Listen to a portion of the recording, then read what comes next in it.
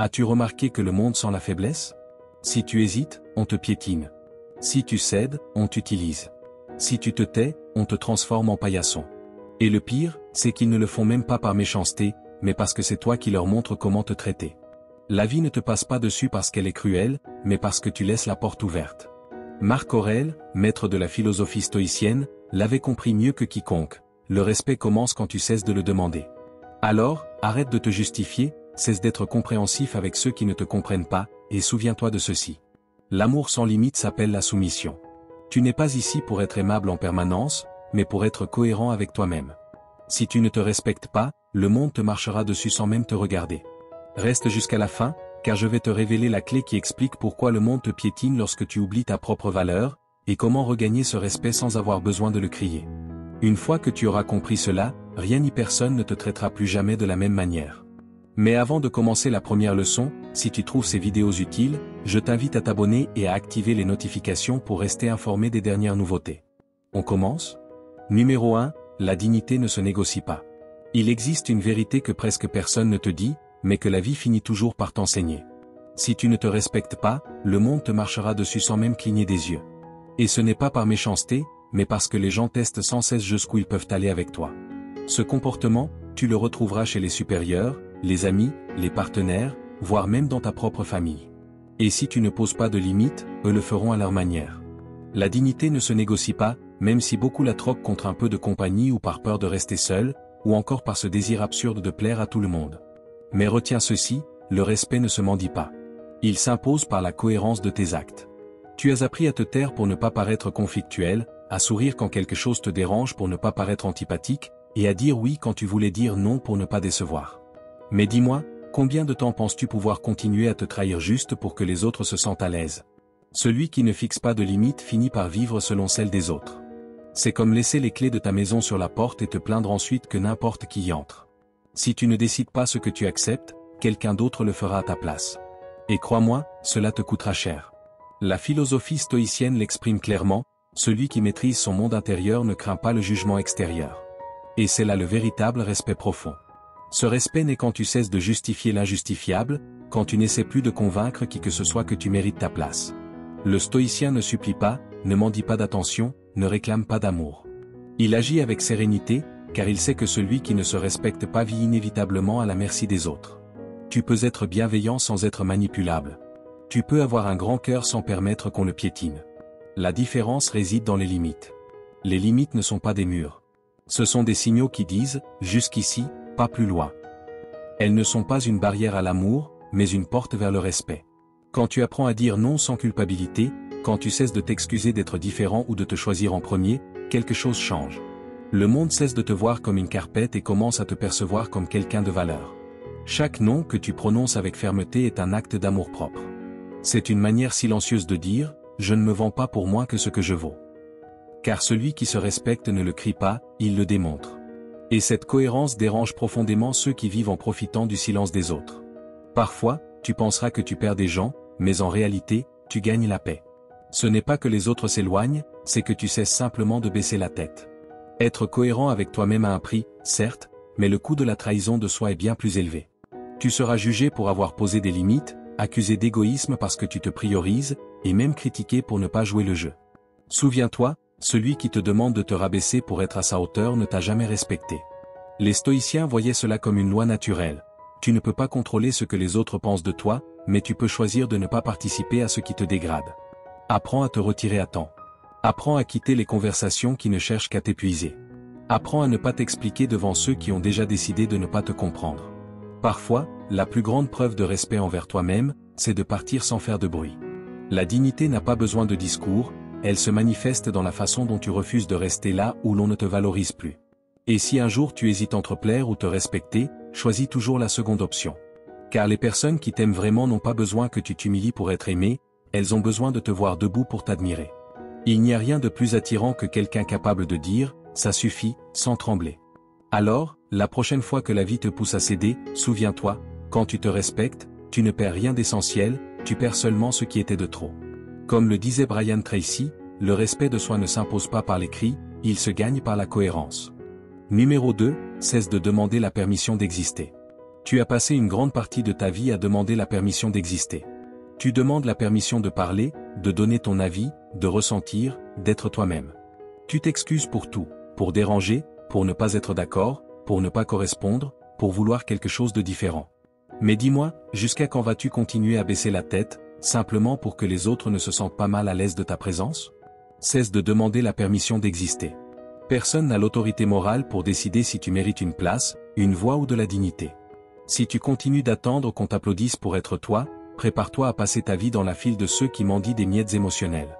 On t'a mal appris la modestie. On t'a dit qu'être humble, c'était te taire, céder, plaire à tout prix et ne rien désirer. Mais ce n'est pas ça. La véritable humilité ne consiste pas à te rabaisser, mais à rester intègre. C'est savoir qui tu es sans avoir besoin de le crier. C'est ne pas chercher à prouver ta valeur, car tu la connais déjà. Marc Aurèle, l'un des plus grands maîtres du stoïcisme, l'avait parfaitement compris. La meilleure vengeance, c'est de ne pas ressembler à celui qui t'a fait du mal. Cette phrase contient une vérité puissante, tu n'as pas besoin de te diminuer pour être grand, ni de te justifier pour avoir raison. La véritable force, c'est de rester centré quand tout le monde veut te faire vaciller.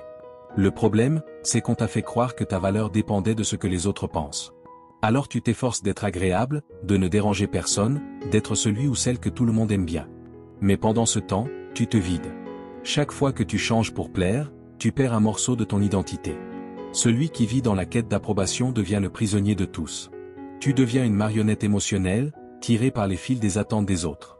Et le pire, c'est que tu ne t'en rends même pas compte, jusqu'au jour où tu te regardes dans le miroir, et que tu ne sais plus qui tu es. Le respect ne naît pas quand tu cherches à plaire, mais quand tu cesses de mendier l'acceptation. Le respect vient quand tu apprends à dire non, sans culpabilité. Quand tu parles sans craindre de déplaire. Quand tu restes ferme, même si le sol tremble sous tes pieds. Les stoïciens en avaient fait un art, celui de la force intérieure. Ils savaient que la paix ne vient pas du fait d'être accepté par tous, mais du fait de ne plus en avoir besoin. D'ailleurs, plus tu es fidèle à tes principes, plus tu déranges les insécures et c'est très bien ainsi. Tu n'es pas venu au monde pour être approuvé. Tu es venu pour être authentique. Pense-y ainsi, si une fleur devait demander la permission de fleurir, les champs seraient gris. Mais elle fleurit quand même, sans s'excuser, sans attendre l'approbation de personne. Toi, tu devrais faire la même chose. Certains te critiqueront parce que tu es direct, parce que tu as du caractère ou parce que tu refuses de plaire à tout prix. Mais cela en dit plus sur eux que sur toi. Les personnes sûres d'elles ne se sentent jamais menacées par l'authenticité des autres, seules celles qui vivent dans la médiocrité du conformisme le sont. Alors la prochaine fois que tu ressens le besoin de t'excuser d'être toi, souviens-toi de ceci, celui qui t'aime t'accepte sans filtre. Celui qui te respecte n'a pas besoin que tu te rabaisses. Et celui qui ne supporte pas ton essence ne mérite tout simplement pas de faire partie de ta vie. Tu n'as pas besoin d'être la version domestiquée que le monde attend. Tu dois être la version libre que tu mérites d'être. Commence par cesser de justifier tes décisions. Ne t'explique pas sur tes limites. Ne défends pas tes silences. Ne t'excuse pas pour tes changements. Si ta croissance dérange, ce n'est pas ton problème. Le jour où tu cesseras de demander la permission d'exister, tu découvriras que le monde ne s'effondre pas, il change simplement de visage. Et ce changement est une bénédiction déguisée en perte. Alors, arrête de demander la permission. Parle avec fermeté. Marche avec détermination. Respire avec dignité. Car lorsque tu oses exister sans permission, l'univers t'ouvre enfin l'espace qui t'a toujours appartenu. Comme le disait Marc Aurèle. Celui qui vit en demandant la permission d'exister finit par oublier qui il était avant de la demander. Numéro 3. Le silence. Le silence aussi est une forme de respect. De nos jours, il existe une étrange obsession pour avoir le dernier mot, comme si se taire était synonyme de faiblesse. Mais laisse-moi te dire une chose, tout ne mérite pas une réponse, et toute offense ne mérite pas ton attention. Le silence, même si peu le comprennent, est aussi du respect. Du respect pour toi-même, pour ta paix intérieure et pour ton énergie. Répondre à tout, te défendre de tout, expliquer chacune de tes actions, c'est comme essayer d'éteindre un incendie avec de l'essence. Plus tu parles, plus tu alimentes ce que tu devrais laisser mourir.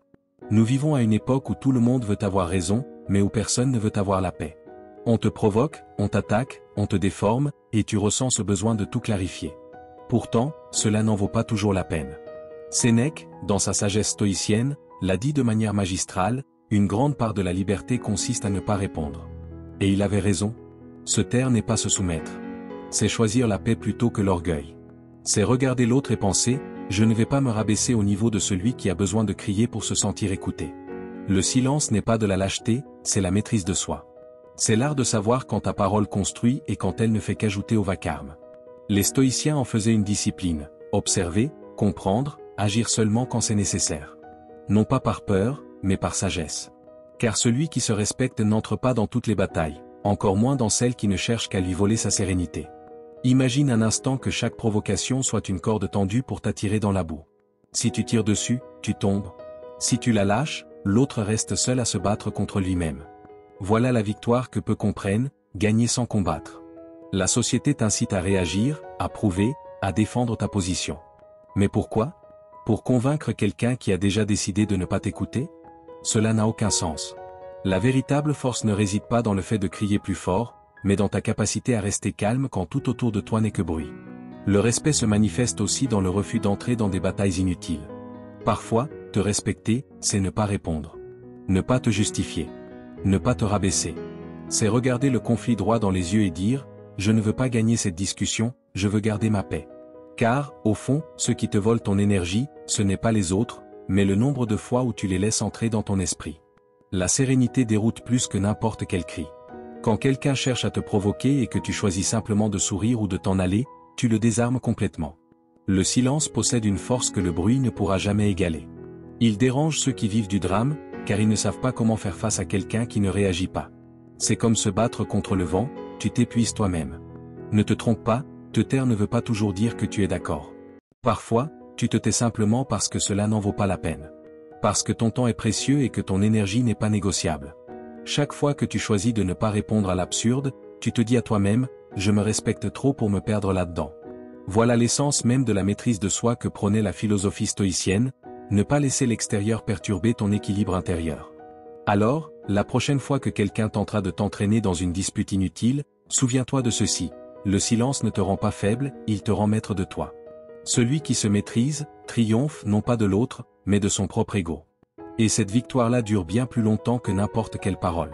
Respire, garde le silence, et laisse le bruit s'épuiser tout seul. Car, au bout du compte, celui qui doit crier révèle que son esprit n'a pas de paix. Et toi, qui as appris à te taire, tu montres que tu ne luttes plus contre le chaos. Comme le disait Sénèque, le silence n'est pas un vide, c'est la voix de celui qui a appris à se respecter. Numéro 4, apprends à dire non sans culpabilité. Dire non devrait être aussi naturel que respirer. Pourtant, il semble que beaucoup d'entre nous aient oublié comment le faire. Peut-être parce qu'on nous a appris dès l'enfance qu'un refus, c'est de l'égoïsme. Qu'il faut dire oui, pour plaire, pour éviter les conflits, pour être une bonne personne.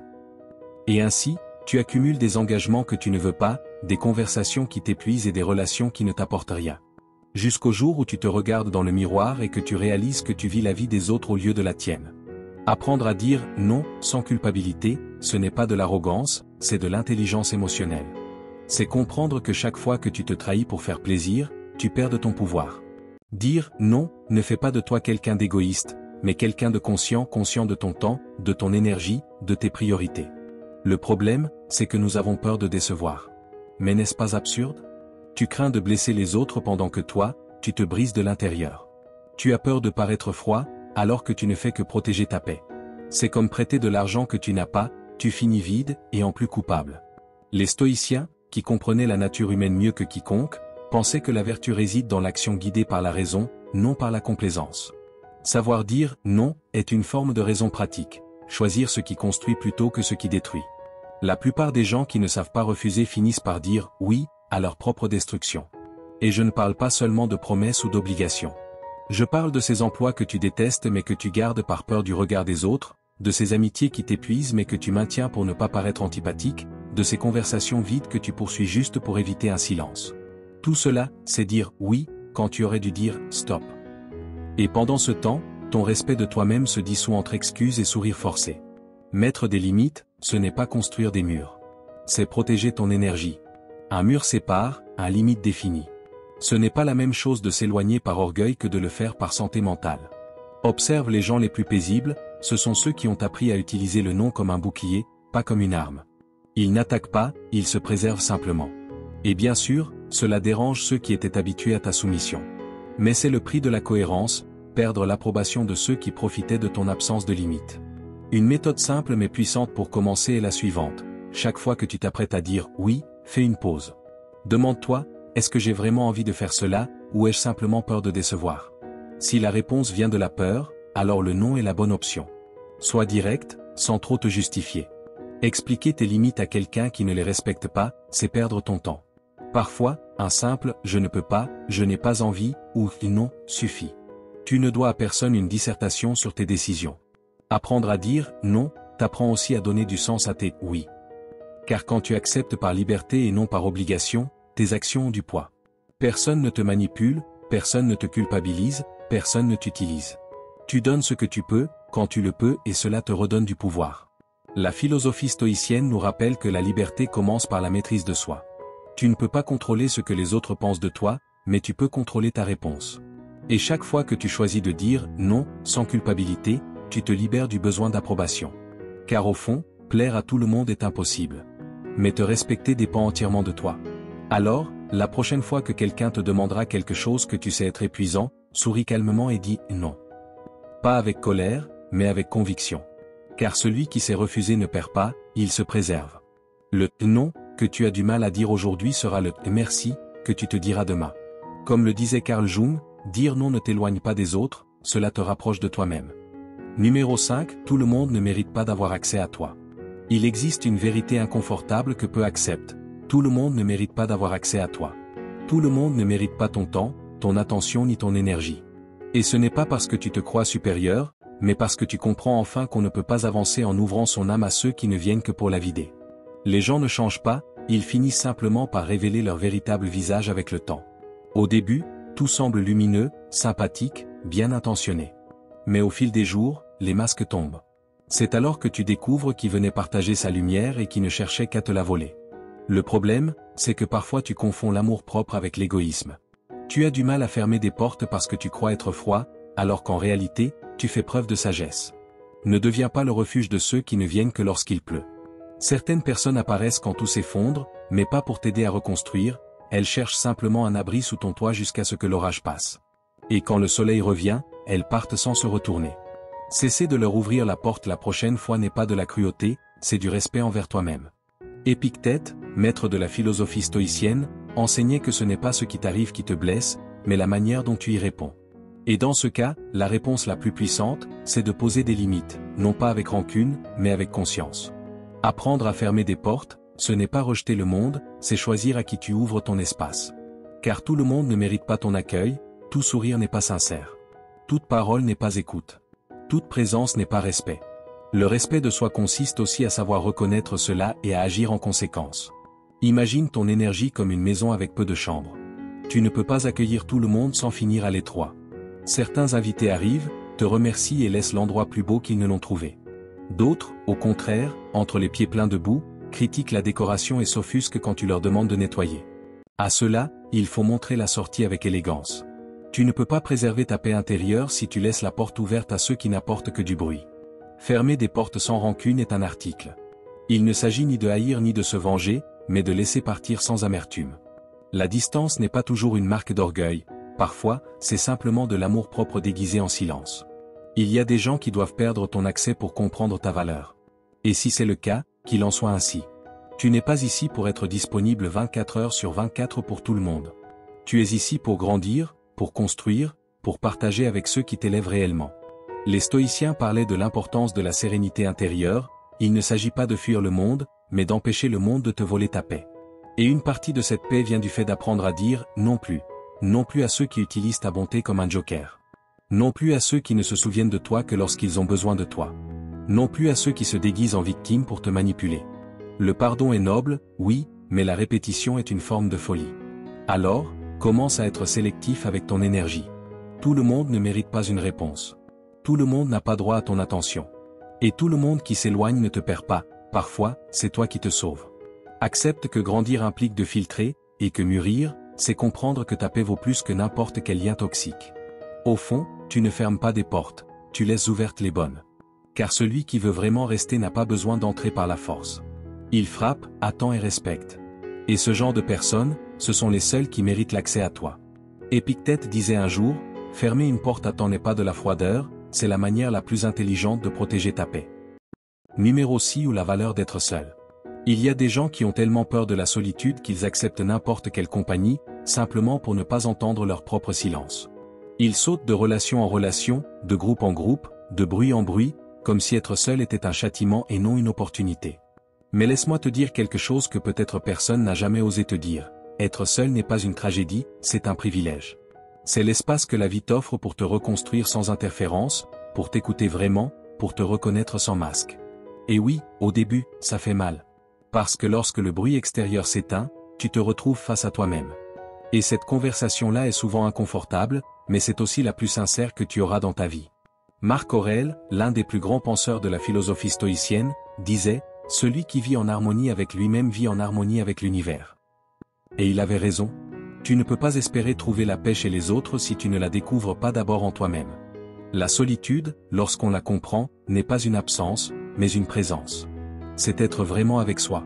C'est réaliser que tu n'as pas besoin de combler chaque silence par des voix étrangères, ni chaque vide par des affections empruntées. Parfois, perdre une compagnie, c'est gagner en liberté. Mais cela est difficile à accepter, car on nous a appris à mesurer notre valeur par la quantité de personnes autour de nous, et non par la qualité de notre paix intérieure. La vérité, c'est qu'il existe des présences plus éteignantes que la solitude elle-même. Des personnes qui sont là sans vraiment t'apporter, qui parlent sans écouter, qui accompagnent sans comprendre. S'accrocher à elles, c'est comme essayer d'entretenir un feu avec des cendres. La seule chose que tu obtiens, c'est de te salir les mains. La solitude t'enseigne ce qu'aucun bruit ne peut t'apprendre, à différencier la compagnie de la dépendance, à reconnaître quand tu es avec quelqu'un par choix, et quand tu restes simplement par peur d'être sans lui. Et cet apprentissage vaut de l'or, car il te rend ton pouvoir. Quand tu es bien avec toi-même, tu ne te contentes plus de moins que ce que tu mérites. Tu ne mendis plus l'attention, tu ne supplies plus l'affection, tu ne ramasses plus les miettes. Tu deviens sélectif, et cela dérange ceux qui se nourrissaient autrefois de ton besoin. Les stoïciens voyaient la solitude comme une discipline de l'âme. Elle n'était pas un ennemi, mais une maîtresse. Elle leur apprenait à ne pas dépendre de l'extérieur pour se sentir complet. Et toi aussi, tu devrais en faire une alliée. Apprends à apprécier ta propre compagnie. Sors marcher sans écouteurs. Mange sans regarder ton téléphone. Passe du temps avec toi sans ressentir d'anxiété. Au début, cela te paraîtra étrange, mais bientôt tu découvriras quelque chose de libérateur, la paix n'a pas besoin de témoins. Être seul te protège aussi, cela t'éloigne des relations creuses, des amitiés intéressées, des liens qui n'existent que tant que tu es utile. Celui qui se respecte ne craint pas la solitude, car il comprend qu'être seul n'est pas un manque d'amour, mais un excès de dignité. Il ne s'agit pas de te fermer au monde, mais de ne pas t'ouvrir à n'importe qui. Tu n'as pas besoin de remplir chaque espace avec quelqu'un. Parfois, le vide aussi est sacré. Oui, il y aura des silences lourds, des nuits douloureuses, des jours où tu te demanderas si tu as bien fait de t'éloigner. Mais chacun de ces moments est une preuve de croissance. Tu apprends à te suffire à toi-même, et cela te rend indestructible. Parce qu'une fois que tu t'es habitué à ta propre compagnie, plus personne ne peut utiliser ta peur de la solitude comme une arme contre toi. Alors, cesse de voir la solitude comme une ennemie. Elle est ton miroir le plus honnête. Elle te montrera qui tu es, ce dont tu as besoin, et surtout ce que tu ne toléreras plus jamais. Car au fond, celui qui apprend à être seul ne revient jamais à accepter moins que ce qu'il mérite. Grave ceci dans ton esprit, mon ami, la solitude ne t'isole pas, elle te révèle. Elle te montre qui tu es lorsque le bruit disparaît. Numéro 7 n'explique pas l'inexplicable. Tu passes la moitié de ta vie à t'expliquer. À justifier pourquoi tu as dit ceci, pourquoi tu as agi ainsi, pourquoi tu t'es éloigné, ou pourquoi tu n'es plus le même. Comme si tu devais rendre un rapport émotionnel à tous ceux qui te questionnent. Mais il arrive un moment où tu comprends quelque chose de libérateur, tout ne mérite pas une explication. Tu n'as pas à prouver ta vérité à quelqu'un qui a déjà décidé de ne pas la comprendre. Il existe des personnes qui ne cherchent pas la clarté, mais à te troubler. Et c'est là que l'erreur commence, vouloir justifier l'évident face à ceux qui se nourrissent du malentendu. Le respect se perd lorsque tu t'obliges à expliquer ce qui devrait être évident. Ceux qui te valorisent ne te demandent pas de te justifier, ils t'écoutent, te comprennent ou simplement te font confiance. En revanche, ceux qui se complaisent dans le drame exigent des explications uniquement pour les déformer. À quelqu'un qui ne veut pas comprendre, aucune explication ne suffira. Tu pourrais lui écrire un livre qu'il continuerait à dire qu'il ne voit pas clair, mais c'est volontaire. Certains refusent de te comprendre, parce que le faire reviendrait à admettre que tu avais raison. Et cela, pour beaucoup, est tout simplement intolérable. Se taire face à la manipulation n'est pas une faiblesse, c'est de la sagesse. Les stoïciens le savaient déjà, le calme déstabilise plus que n'importe quelle défense. Quand l'autre s'attend à ce que tu t'expliques, que tu t'énerves ou que tu tombes dans son jeu, ton silence le désarme. Apprends à ne pas gaspiller ton énergie dans ce que tu ne peux pas contrôler et cela inclut l'esprit fermé des autres. Tu ne peux pas ouvrir une porte que l'autre maintient volontairement close. Réfléchis à ceci, si tu devais justifier chacune de tes décisions, tu vivrais prisonnier de l'opinion des autres. Si tu te coupes les cheveux, tu expliques pourquoi. Si tu t'éloignes de quelqu'un, tu donnes des raisons. Si tu sembles étrange, on te questionne. Mais tu ne dois à personne un discours pour avoir pris soin de toi. La maturité arrive quand tu comprends que le silence est ta meilleure réponse. Trop expliquer épuise. C'est comme essayer de nettoyer la boue avec les mains, tu finis par te salir davantage. Parfois, le respect de soi consiste à se taire, à ne pas donner plus de détails, à ne pas justifier ses limites, à ne pas entrer dans des débats absurdes. Tu n'as pas besoin de convaincre qui que ce soit pour avoir raison. Si tu sais qu'une chose t'a fait du bien, si tu sais que ta décision était cohérente, alors cela suffit. La tranquillité ne se mesure pas au nombre de personnes qui te comprennent, mais à la paix que tu ressens en n'ayant pas besoin de les convaincre. Les manipulateurs, les insécures, ceux qui se nourrissent du conflit ont tous un point commun, ils ont besoin que tu te défendes. Car dans ta défense, ils trouvent leur pouvoir. Mais quand tu choisis le silence, tu les désarmes. C'est un coup direct porté à l'ego de celui qui cherche ton attention. Oui, certains te traiteront d'orgueilleux, de distant, de froid. Peu importe. Qu'ils parlent. Le silence n'est pas vide, c'est du contrôle. Et contrôler ta réaction est la forme la plus élégante de respect de soi. Il ne s'agit pas de devenir une statue sans émotion, mais d'apprendre à choisir tes batailles. Tout ne mérite pas une explication, car tout ne mérite pas ton énergie. Certains prendront ton silence pour de l'arrogance, mais ceux qui te connaissent verront qu'il s'agit de maturité et c'est tout ce qui compte. La prochaine fois que quelqu'un essaiera de t'entraîner dans le jeu du « explique-toi », souris et dis simplement « il n'y a rien à expliquer ». Puis poursuis ton chemin. Car ceux qui te respectent vraiment ne t'obligent jamais à justifier ta paix. Alors, arrête d'expliquer l'inexplicable. Que le monde pense ce qu'il veut, toi, reste tranquille. Souviens-toi, il y a des choses qui ne s'expliquent pas. Elles se démontrent par la cohérence et se défendent par le silence. Et si cela en déroute certains, c'est parce que le calme a toujours été le langage des forts. Comme le dit Mario Alonso Puig. Parfois, le silence en dit plus que 1000 explications. Seulement, peu savent l'écouter. Numéro 8. Défends ta paix comme un guerrier. Nous vivons dans un monde où tout cherche à capter ton attention. Les problèmes, les nouvelles, les drames des autres, les messages incessants, les exigences des gens. C'est comme si, chaque jour, quelqu'un tentait d'entrer dans ton esprit sans y être invité, et que, par politesse, tu laissais la porte ouverte. Mais il y a une vérité que tu dois finir par comprendre, la paix intérieure n'est pas gratuite. Elle se défend, et pas une seule fois, mais chaque jour.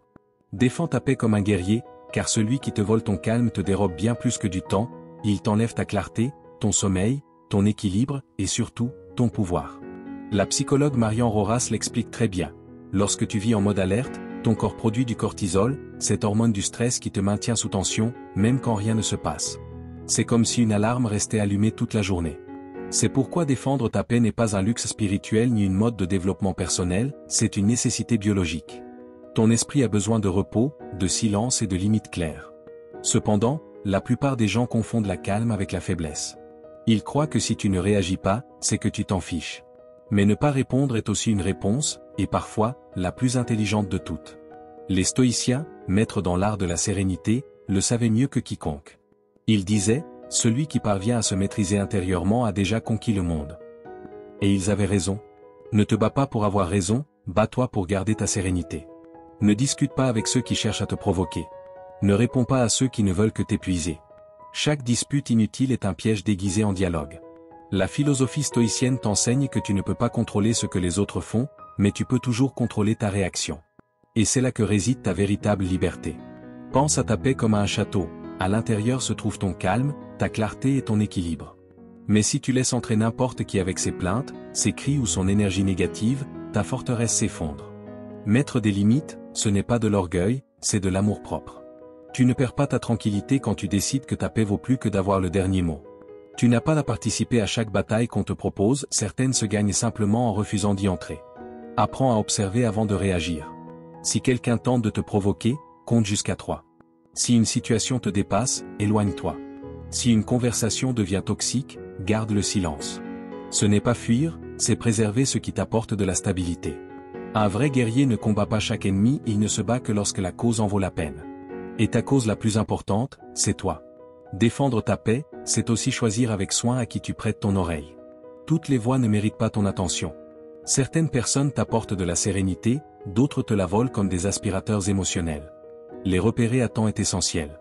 Parfois, la bataille ne se trouve pas à l'extérieur, mais à l'intérieur de toi, dans ton dialogue interne, dans tes pensées répétitives, dans cette voix qui te murmure que tout va mal tourner. Là aussi, il faut se battre mais pas avec des cris, avec de la présence. Pratique l'art de la déconnexion, éteins ton téléphone, marche sans écouteurs, respire profondément. Offre-toi des moments de silence, même courts.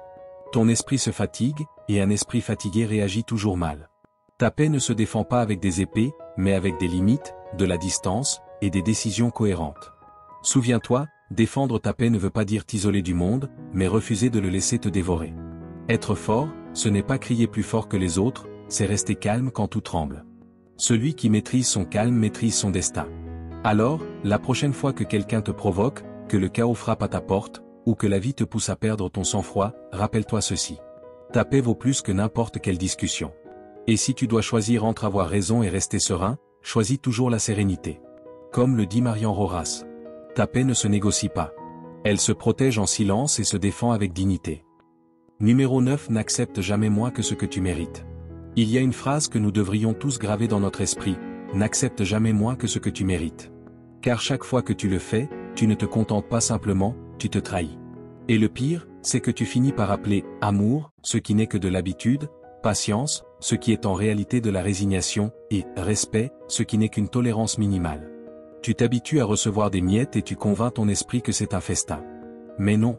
Le respect de soi commence à fleurir au moment même où tu décides de ne plus te contenter de moins que ce que tu vaux réellement, même si cela signifie rester seul pendant un certain temps. On t'a fait croire que demander du respect, c'est être exigeant, que poser des limites, c'est être difficile, que refuser les miettes, c'est faire preuve d'ego. Alors beaucoup masquent leur manque d'amour-propre derrière des phrases comme « personne n'est parfait » ou « mieux vaut quelque chose que rien ». Mais la vérité, c'est que ce que tu tolères, tu apprends aux autres à te le refaire. Chaque fois que tu te tais face à ce qui te blesse, tu signes un contrat invisible qui dit « vas-y, recommence ». Ce n'est pas grave. Mais si, c'est grave. Car l'âme se fatigue, le cœur s'éteint et l'estime de soi se rouille. Les stoïciens, et Gandhi aussi, enseignaient qu'il ne s'agit pas d'orgueil ou d'arrogance, mais de reconnaître quand quelque chose ne correspond plus à ta paix intérieure. La philosophie stoïcienne rappelle que la maîtrise de soi est la forme la plus élevée de liberté. Et cela inclut de savoir ce que tu acceptes et ce que tu refuses. Quand tu apprends à te respecter, les règles du jeu changent, tu ne supplies plus, tu choisis, tu n'attends plus, tu poses les conditions, tu ne te contentes plus. Être patient, c'est avoir confiance dans le processus, mais se résigner, c'est abandonner. La patience dit, pas encore. La résignation dit, ce sera toujours comme ça. Et toi, tu n'es pas ici pour vivre dans un éternel, ce sera toujours comme ça. Tu es ici pour apprendre, pour grandir et pour t'entourer de personnes qui te valorisent sans que tu aies à le leur rappeler.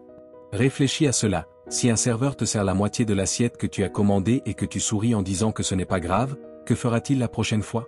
Il te servira encore moins, car tu lui as appris que tu acceptes. Dans la vie, c'est la même chose. Si tu acceptes le minimum sera tout ce que tu recevras.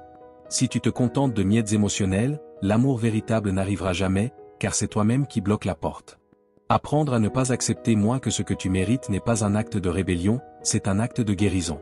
Ce n'est pas trouver des excuses à ceux qui te blessent, ni inventer des justifications pour ceux qui ne veulent pas changer. C'est comprendre que tu n'as pas à mendier le minimum. Les relations saines ne se quémandent pas, elles se construisent. Tu n'as pas besoin de rester là où tu dois supplier pour le respect, l'attention ou la cohérence. Gandhi disait, personne ne peut te faire sentir inférieur sans ton consentement. Et c'est exactement ce que tu fais lorsque tu acceptes moins, tu consens à ta propre diminution. Le jour où tu décides de ne plus accepter moins que ce que tu mérites, tu découvriras quelque chose de curieux. Le monde ne s'effondre pas. Oui, il se vide un peu, mais seulement de ce qui était superflu. Alors rends-toi service, ne te rabaisse pas pour t'intégrer, ne te tais pas pour préserver la paix et ne reste pas là où on t'éteint. Ceux qui t'aiment véritablement ne te demandent pas de te faire petit, ils te demandent de briller, sans écraser personne. Cela confirme simplement que ta décision était la bonne. Souviens-toi, le respect ne se demande pas, il se démontre par des actions. Et l'amour de soi ne se proclame pas, il se pratique par des décisions fermes. Arrête d'accepter des miettes déguisées en affection et commence à t'asseoir à des tables où ta présence n'est pas tolérée, mais véritablement valorisée. Quand tu sais ce que tu mérites, le silence pèse plus que n'importe quelle excuse vide, et la solitude devient préférable à toute compagnie qui te vole ta paix. Comme Gandhi le défendait, le jour où tu cesses d'accepter moins que ce que tu mérites, tu verras le monde commencer à t'offrir ce que tu aurais toujours dû avoir. Et maintenant, comme je te l'avais dit au début, il est temps de te révéler la clé. Le monde te marche dessus, mais tu peux apprendre à le faire reculer lorsque tu marches. Fais très attention, le monde te traite selon le manuel que tu lui remets. Numéro 10, le pouvoir de se respecter soi-même. Respecte-toi et le monde apprendra à le faire. Tout commence avec toi, avec la manière dont tu te parles, avec ce que tu permets, ce que tu acceptes et ce que tu tais. Même si beaucoup refusent de l'admettre, le monde reflète ce que tu projettes. Si tu marches voûté, on te piétine. Si tu marches avec dignité, le monde s'écarte.